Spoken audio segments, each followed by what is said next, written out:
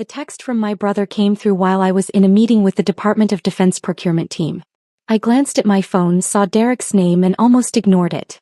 But something made me open the message. Sold your stupid stocks for quick cash. Those worthless papers were cluttering my office. Got $3,500 for them. You're welcome.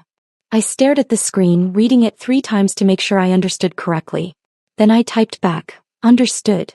Colonel Martinez was still speaking, something about delivery timelines for the advanced sensor arrays my company manufactured, but the words blurred into background noise. I excused myself politely, stepped into the hallway and called my attorney. James? It's Alex. We have a situation. What kind of situation? Derek just sold my restricted stock certificates. The ones I left at his house for safekeeping during my deployment. There was a long pause. The defense contractor stocks.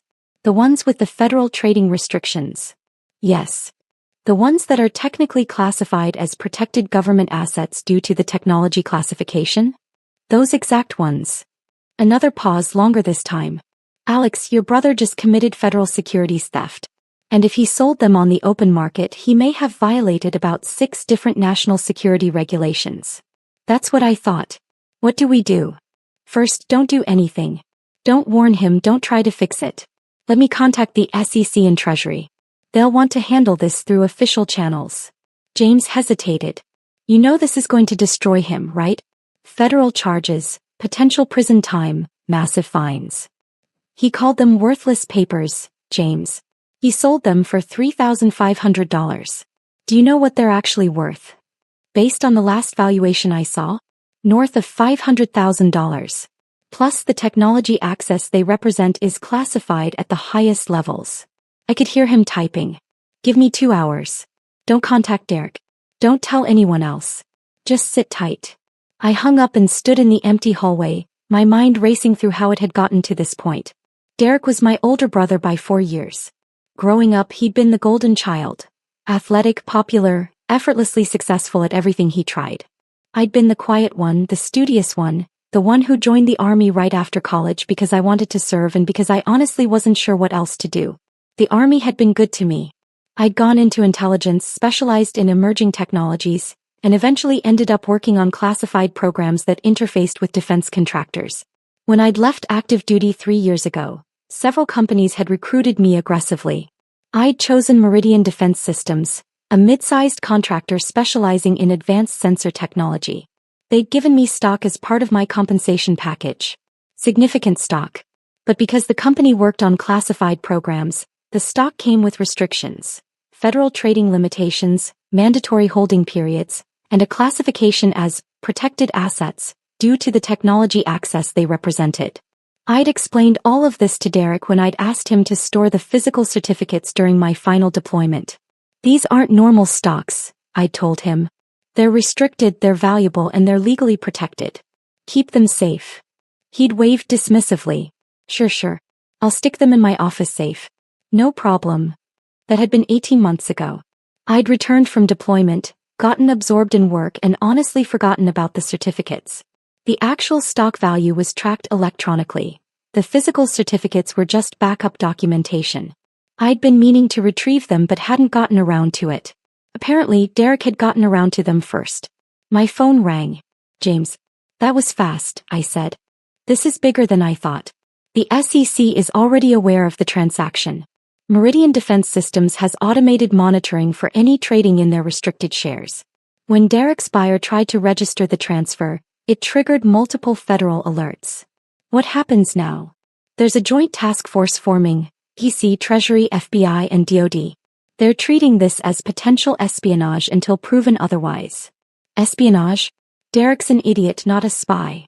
Unauthorized sale of classified technology-adjacent assets looks like espionage from a regulatory standpoint. They'll investigate, determine intent, and proceed accordingly. James paused. Alex, I need to ask. Did you authorize this sale in any way? Any conversation that he could claim was permission? No. The text I got was the first I heard of it. Good. Forward me that text chain right now. And Alex, prepare yourself. This is going to get ugly. He wasn't wrong. The next morning I was back in my office when my assistant buzzed me. Mr. Caldwell, there are federal agents here to see you. They say it's about a securities matter. I wasn't surprised. Send them in. 3 people entered. 2 FBI agents and an SEC enforcement officer. They were polite, professional, and extremely thorough. They asked about my relationship with Derek, about the stock certificates, about whether I'd authorized any transactions. I answered honestly, showed them the text message, and provided documentation of the original restrictions on the shares. Mr. Caldwell, the senior FBI agent said, you understand that your brother sold restricted securities without authorization. Securities that are classified as protected government assets. Do you know what he did with the money? I have no idea. According to his bank records, he deposited the $3,500 and immediately spent most of it. New TV, some gambling, dinner at an expensive restaurant. The agent's expression was carefully neutral. He seems to have believed the certificates were genuinely worthless. He didn't ask me. He didn't check. He just sold them. The SEC officer leaned forward. Mr. Caldwell, we need to be clear about the scope here. These shares are currently valued at approximately $487,000. Your brother sold them for less than 1% of their actual worth. The buyer, who appears to be a legitimate but uninformed collector of old stock certificates, had no idea what he was purchasing. We've already frozen the transaction and seized the certificates. What happens to Derek? That depends on several factors. Intent, cooperation, whether there are any national security implications. She paused. But minimally, he's looking at federal charges for unauthorized securities trading, theft of protected assets, and potentially violation of national security regulations. After they left, I sat at my desk for a long time. My phone showed 17 missed calls from Derek. I didn't return them. That evening my mother called. Alex, what did you do to your brother? Hello, Mom. The FBI came to his house. They took his computer, his files, everything. He says it's about some stocks you left with him. Why didn't you warn him they were important? I did warn him. I told him they were restricted, valuable, and legally protected. He chose to ignore that and sell them anyway. He needed the money. His business has been struggling and he thought they were just old papers. You can't let them prosecute him over a misunderstanding. It's not a misunderstanding, Mom. It's theft. He took something that didn't belong to him and sold it without permission. He's your brother. You could stop this if you wanted to. No, actually, I can't. This is a federal matter now. It's out of my hands. You're going to let them put your own brother in prison? He put himself in prison the moment he decided my property was his to dispose of.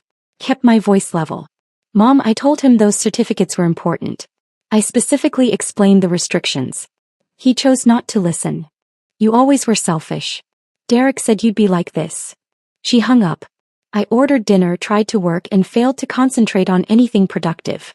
The next few weeks were a blur of interviews, depositions, and legal proceedings. The Joint Task Force investigation moved quickly. They determined that Derek had acted alone, that there was no espionage or foreign involvement, but that didn't reduce the severity of the charges.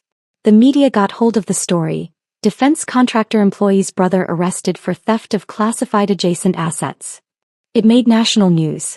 My company's PR team went into overdrive, emphasizing my cooperation with authorities and the robust security measures that had detected the unauthorized transaction. Derek was formally charged with federal securities theft, unauthorized trading of restricted assets, and violation of Defense Department regulations regarding protected materials. His bail was set at $100,000, which my parents paid. I received increasingly hostile messages from family members. My aunt called me a traitor. My uncle said I should be ashamed. My cousin posted on social media about how I was destroying the family over some paperwork. Only my younger sister, Maya, reached out with any empathy. I heard what happened. Are you okay? I'm fine. Derek's telling everyone you set him up. That you deliberately left the stocks with him knowing he'd sell them so you could get him in trouble. That's ridiculous. I know. I also know Derek's been jealous of you since you got that job at Meridian. He kept saying you were just a grunt who got lucky. She paused. For what it's worth, I think he did this to himself. And I'm sorry the family is being awful to you. Thanks, Maya. Mom's organizing a family intervention. She wants you to drop the charges. I can't drop federal charges. That's not how this works. I tried to explain that. She doesn't want to hear it. The family intervention happened anyway. My parents' house, the entire extended family assembled in the living room. Derek sat in the center like a martyr, his expression a calculated mixture of wounded innocence and righteous indignation. I arrived late deliberately and stood near the door. My father started. "Alex, thank you for coming. We're here because this family needs to heal." Derek made a mistake. Derek committed multiple federal crimes, I interrupted. "A mistake," my father continued firmly, "that can be forgiven if you're willing to be reasonable. You can talk to the prosecutors, explain that it was a misunderstanding, ask them to drop the charges." "I've already explained this to Mom. I can't drop federal charges. The government is prosecuting based on the law, not my personal feelings." Derek spoke up, his voice dripping with false hurt. "You could at least try. Tell them I didn't mean any harm. Tell them it was just old papers I didn't think mattered. You didn't think they mattered because you didn't bother to listen when I explained what they were. You never explained. You just handed me some old certificates and said to keep them safe. You didn't say they were worth $500,000. I pulled out my phone and played a recording. My own voice from 18 months ago. "Derek, these stock certificates are restricted securities. They're worth a lot of money, but more importantly, they're classified as protected government assets because of the technology involved. You can't sell them, trade them, or do anything with them. I need you to keep them completely secure." Derek's voice responded, Yeah, I got it. They're important. I'll put them in my safe." I stopped the playback. I recorded that conversation because I was deploying to a sensitive location and wanted documentation of where I'd left important assets. You acknowledged that they were important. You agreed to keep them secure. You chose to ignore that 18 months later. The room was silent. My mother recovered first. "You recorded your own brother? What kind of person does that?" "Someone who was about to spend 6 months in a combat zone and wanted to make sure his assets were properly documented. It's called being responsible. It's called being paranoid and untrusting. Given current circumstances, it was apparently justified." Derek's facade cracked slightly. "This is typical Alex. Always so superior, always so by the book. You couldn't just let it go? You had to make it federal case. You made it a federal case when you sold protected government assets.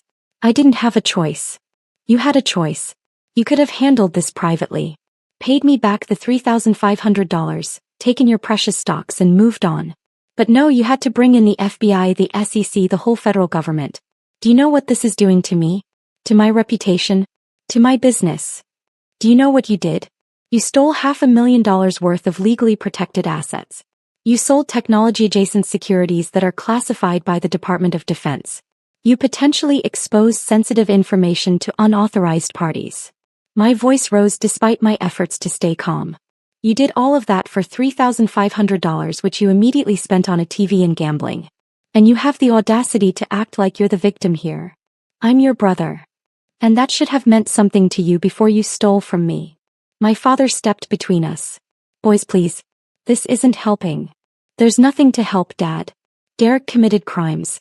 He's being prosecuted. The family can accept that or not, but it doesn't change the facts." My uncle, who'd been quiet until now, spoke up. "Alex, think about Derek's kids. Your nephews. Do you want them growing up with a father in prison? I want them growing up knowing that actions have consequences. That you can't steal from people and expect family loyalty to erase criminal behavior." "So you're really going to let this happen?" my mother said quietly. "You're going to stand by while they send your brother to prison?" "I'm going to cooperate with federal authorities who are prosecuting someone for breaking federal law. The fact that he's my brother doesn't change that he committed the crimes." I headed for the door. "I'm done with this conversation." Derek's voice followed me. "You'll regret this. When I'm locked up and the family falls apart and everyone knows what you did, you'll regret it." I left without responding. The trial was set for 6 months later, but it never got that far.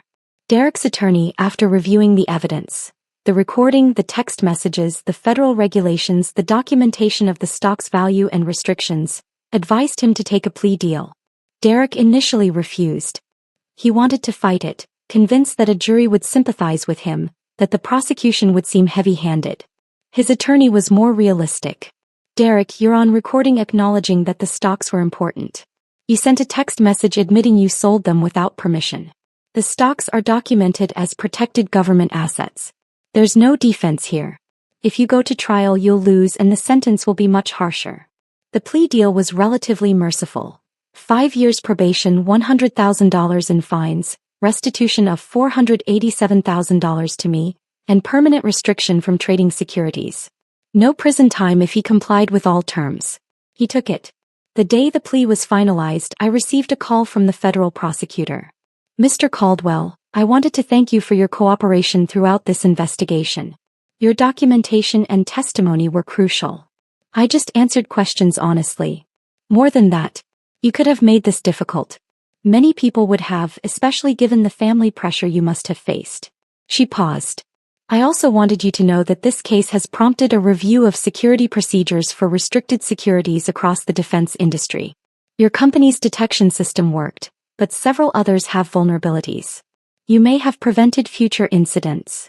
I'm glad something positive came from this. One more thing. Your brother's restitution payments are structured over time. If he defaults, the court can impose additional penalties. I wanted to make sure you understood that you'll need to monitor compliance." "I understand." After I hung up, I sat in my office looking at the framed photo on my desk. My Army unit taken in Afghanistan 3 years ago. We'd been supporting classified operations, working with technology that most people would never know existed. The work had mattered. The security had mattered. Derek had never understood that. He'd seen old papers, not protected assets. He'd seen his chance for quick cash, not federal crimes. He'd seen his little brother's property as his to dispose of, not as something that required respect and permission. That evening, Maya came to my apartment with takeout. "How are you holding up?" she asked. "Honestly, I'm not sure. The family's still furious with you. Mom's barely speaking to anyone who doesn't agree that you're a monster. Derek's posting on social media about betrayal and persecution. I know. I've seen it. For what it's worth, I looked up those stocks. I wanted to understand what he actually did." She set down her fork. "Alex, he sold $500,000 worth of protected government assets for $3,500. And then he spent that money on a TV and a casino trip. He didn't even have a good reason. He wasn't desperate, he wasn't trying to save his house or pay medical bills. He just wanted quick cash for luxuries." "I know. And the family expects you to just forgive that? To ask federal prosecutors to ignore multiple felonies because family is family?" She shook her head. "That's not how the world works. Try telling Mom that." "I have." She doesn't want to hear it. None of them do. They want to believe Derek made an innocent mistake and you're overreacting. Maya looked at me seriously. "But I read the recording's transcript. I saw the text messages. He knew those stocks were important. He just didn't care. That's the part that bothers me most. Not that he didn't understand the legal implications. I can almost forgive ignorance. But he didn't even ask. He just took my property and sold it because it was convenient for him. Because he's always seen you as less than him. The younger brother who got lucky. He didn't think your property deserved respect because he doesn't think you deserve respect." I hadn't articulated it quite that way, but she was right. Over the following months, Derek made his restitution payments, grudgingly according to the court reports. He complained on social media about the unjust system that was bankrupting him. He gave interviews to local news stations about how federal prosecution of family matters had gotten out of control. He never once apologized to me. The family remained divided. My parents slowly began speaking to me again, though our relationship was strained. Some cousins and aunts and uncles cut me off entirely. Others reached out privately to say they understood, even if they couldn't say so publicly. Maya remained my staunchest defender. When my mother tried to guilt-trip her into cutting me off, Maya responded, "Mom, Alex didn't commit federal crimes. Derek did. If you can't see that, that's your problem, not mine." Work provided a welcome distraction. The incident had actually raised my profile in the defense contracting community. Not for the family drama, but for the security awareness it had demonstrated. I was invited to speak at industry conferences about protecting classified adjacent assets. My company promoted me to Director of Security Compliance. The stocks themselves, recovered from the confused buyer who'd purchased them, were returned to me. I immediately transferred them to electronic registration and put the physical certificates in a bank safety deposit box. I didn't trust anyone with them again. 18 months after the plea deal, I received an unexpected call from Derek. "Alex, it's me. I know. I need to talk to you. In person. Can we meet?" "Why?" "Please. His coffee. 30 minutes. I'll come to you. Against my better judgment, I agreed. We met at a cafe near my office. Derek looked older than I remembered, worn down in a way that hadn't been visible before. He sat across from me, ordered coffee he didn't drink, and stared at the table for a long moment. I owe you an apology, he finally said. Okay. Not because my lawyer says I should or because it might help with the family. Because I actually genuinely screwed up. He looked up and his eyes were red. I've spent the last 18 months paying back that money, dealing with probation, watching my business fall apart. And the whole time I kept telling myself I was the victim. That you overreacted, that the system was unjust, that it was all blown out of proportion. And now I've had time to actually think. To stop making excuses and look at what I really did. He pulled out his phone, showed me a screenshot of an article about restricted securities regulations. I educated myself, finally, about what those stocks actually were, what the restrictions meant, what the legal implications were. And Alex, I'm horrified by what I did. I said nothing, just waited. You told me they were protected assets. You recorded yourself telling me because you were deploying and needed documentation. And I just dismissed it. Didn't care. Saw some old papers in my office and decided they were worth more to me as cash than as your property. He shook his head. That's theft. Not a mistake, not a misunderstanding. If I stole from you. Yes. And not just theft. I sold government-protected securities without authorization. I potentially exposed classified technology information. I violated federal regulations that exist for actual national security reasons. His voice cracked. I could have created a genuine security breach. All for $3,500 that I spent on stupid, meaningless crap. Yes. I don't expect you to forgive me. I don't expect us to be brothers again, not like we were. I needed you to know that I finally understand. What I did was inexcusable. The prosecution wasn't unjust. The consequences weren't disproportionate. I deserved everything that happened and probably more. I took a sip of my coffee, buying time to think. Why now? Why tell me this now? Because I'm tired of lying to myself. Because my kids asked me last week why Uncle Alex never comes around anymore, and I couldn't keep telling them you were the bad guy. Because I'm about to finish probation, and I wanted to do it having at least been honest about what I did wrong. He met my eyes. And because you deserved better than what I gave you. Better than a brother who stole from you and then blamed you for the consequences. We sat in silence for a while. The cafe buzzed around us, oblivious to the weight of the conversation. I don't know if I can forgive you, I finally said. Not yet. Maybe not ever. I understand. But I appreciate the apology. The real one, not the performance you put on for the family. It won't fix anything. No. But it's something. I stood.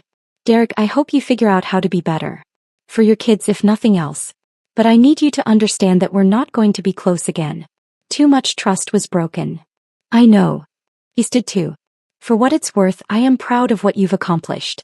The career, the work you do. I should have said that before I stole from you. Yeah. You should have. I left him there and walked back to my office, feeling something loosen in my chest.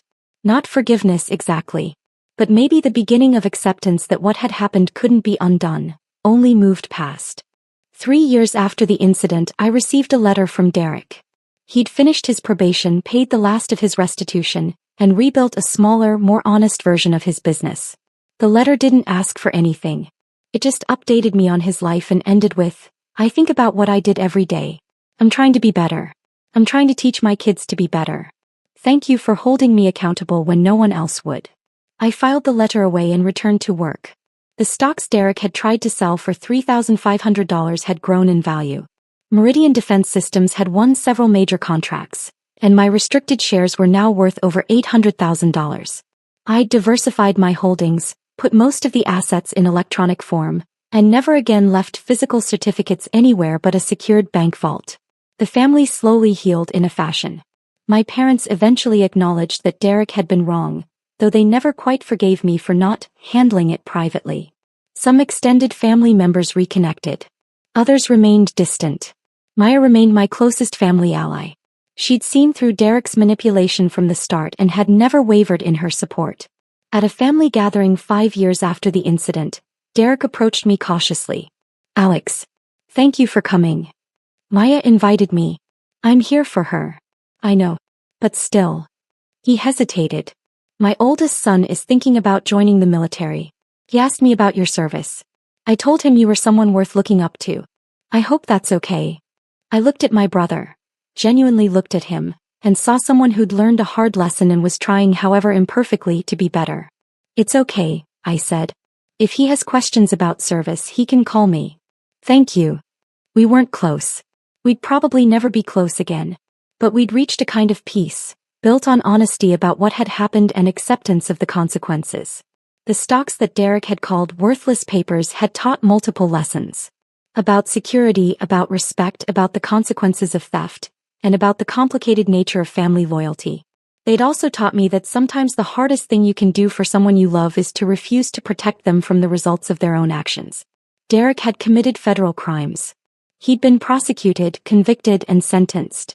The family had been furious with me for cooperating with authorities rather than circling the wagons. But I'd done the right thing. Not the easy thing, not the comfortable thing, but the right thing. And in the end, that was what mattered. The worthless papers had been worth $500,000 in stock value, hundreds of thousands more in lessons learned, and the knowledge that I'd stood by my principles even when family pressure demanded otherwise. That, it turned out, was worth more than any stock certificate.